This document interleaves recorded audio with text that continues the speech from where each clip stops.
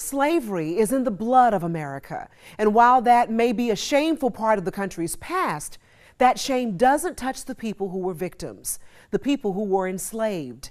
At least it doesn't for Estelle Mannion. Estelle Mannion shows off pictures of her family that date back to the early 1900s, but there are no pictures of the two she's most proud of today, her great-grandparents, Anderson and Tara White. We know they once lived here in Jasper County, South Carolina, in Cherry Hill. There is, however, a paper trail that documents their bravery and perseverance. Anderson White was a slave. Sometimes it moves me almost to tears to see that I am here free and have such liberties now, and my grandfather was one who helped to pay the price for my freedom. It's overwhelming. It is, wow. This we read about. Anderson White lived in Charleston and had to walk to Ridgeland more than 70 miles to become a soldier and fight for our country. For a long time, blacks weren't allowed to fight in the Civil War until they thought they were losing. So I think he was a brave, brave soldier to have left a wife and 3 kids to go to fight for his country. Back then, blacks were considered almost less than livestock. But yet, he went and he served this country.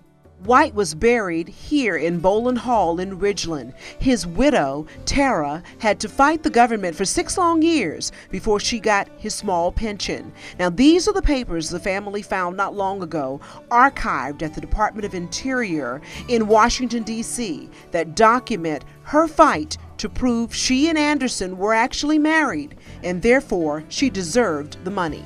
She was denied that $12 a month. And that $12 a month meant a lot. That fed them, that clothed them.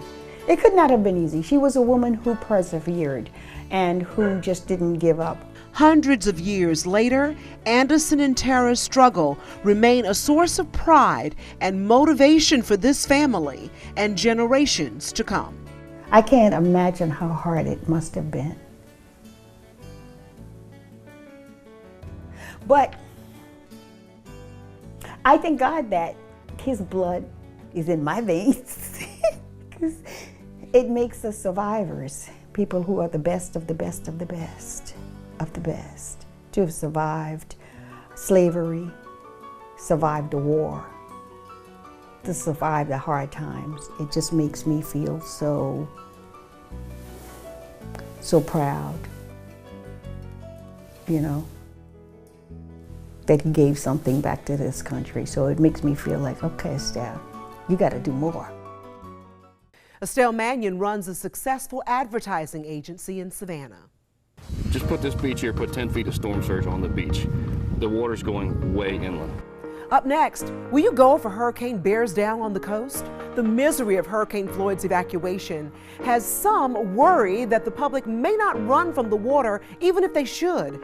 And later, the first ever Meta book draws a huge crowd to downtown Savannah for the premiere. That's ahead.